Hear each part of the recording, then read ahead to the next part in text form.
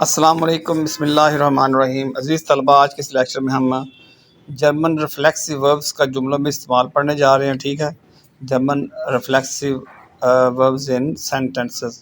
تو سب سے پہلے تو پچھلے لیکچر میں ہم نے چونکہ آپ کو پتہ ہے کہ 30 ریفلیکسو وربز پڑھے تھے، ٹھیک ہے، لیکن آج ہم ان کو آپ کو میں سکھاؤں گا کہ ان وربز کو جملوں میں کیسے استعمال کرنا ہے، اور جو سب سے بڑی کنفیوژن یعنی مش اور میاں کا فرق کیا ہوتا ہے۔ ٹھیک ہے جی، آج ہم اسٹڈی کریں گے۔ اور سب سے پہلے حصہ 2 میں دیکھیں جملے کی بناوٹ۔ جرمن میں جب ہم ریفلیکسو ورب استعمال کرتے ہیں تو ریفلیکسو پرونون مش ڈش وغیرہ عام طور پر ورب کے فوراً بعد آتا ہے۔ یہ پوائنٹ آپ مائنڈ میں اٹھائیں، ٹھیک ہے، کہ جب ریفلیکسو ورب آئے گا اس کا استعمال ہم کریں گے تو اس کو ہم کیا کریں گے، مش اور ڈش وغیرہ جو آتے ہیں ورب کے فوراً بعد آتا ہے۔ یہ والا اس کا فارمولا دیکھیں، subject plus verb conjugated plus reflexive pronoun plus extra information. اب اس کی مثال دیکھیں، جیسے مثال ہمارے پاس ہے ورب زش فرون ہے نا، تو سینٹنس اش فروئے مش۔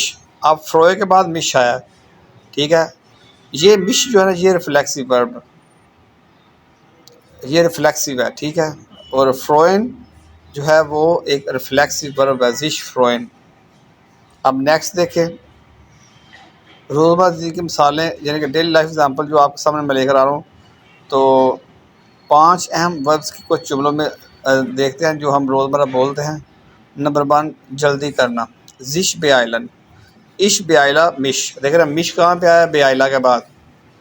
دین اش بن شپیٹ، میں جلدی کر رہا ہوں کیونکہ مجھے دیر ہو رہی ہے، اش بیائلا مش۔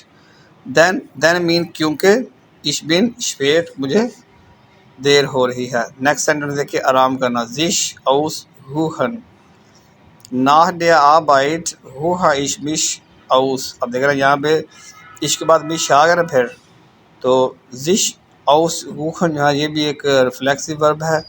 تو یہاں پہ ہم نے اش کے ساتھ ناہ ڈیا آبائٹ ہوہا اش مش اوس، کام کے بعد میں آرام کرتا ہوں، ناہ مین بات۔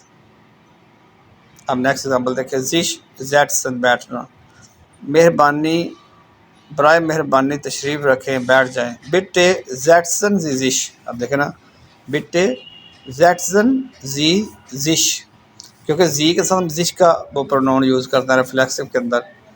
اب اس کے بعد دیکھیں سینٹنس، زش فیولن، محسوس کرنا، ہوئٹا فیولا اش مش زیا گٹ، آج میں بہت اچھا محسوس کر رہا ہوں، ہوئٹا فیولا اش مش زیا گٹ۔ نیکسٹ سینٹنس دیکھیں، زش ٹریفن، ہم 8 بجے ملیں گے، ہم 8 بجے ملیں گے، وی آر ٹریفن انس۔ آپ جیسے نا یہاں پہ ٹریفن جو ورب ہے اس کا جو ہے ریفلیکسو ہم نے ویا کے مطابق یوز کرنا ہے، ویا کے ساتھ ہم انس لگاتے ہیں، ٹھیک ہے، تو لہٰذا ہم نے یہاں پہ یوز کیا ویا ٹریفن انس اوم 8 ہوا۔ تو یہ ہمارا تھا ٹارگٹ کہ ہم نے کیسے اس کو استعمال کرنا ہے جملوں کے اندر۔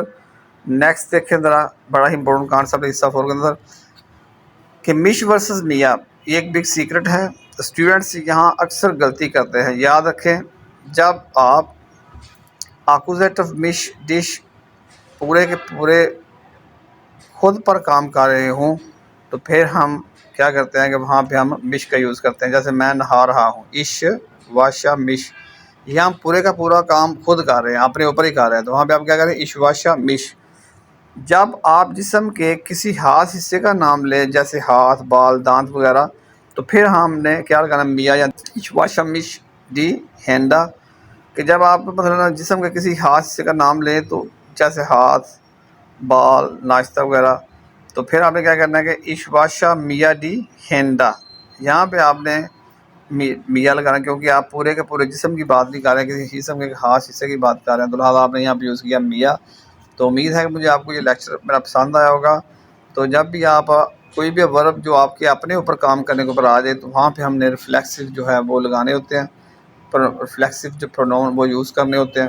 تو پچھلے لیکچرز کے اندر میں نے 1-2 لیکچر پہلے دیا تھا، اس کے اندر میں نے سارے ریفلیکسو لکھے تھے، عش کے ساتھ کیا لگتا ہے، اور دو کے ساتھ، یس کے ساتھ، زیز کے ساتھ، ایا کے ساتھ، اور باقی دوسرے پرونونس کے ساتھ۔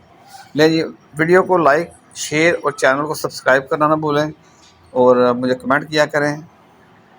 ویڈیو اچھی لگے تو آگے ضرور شیئر کریں۔ السلام علیکم۔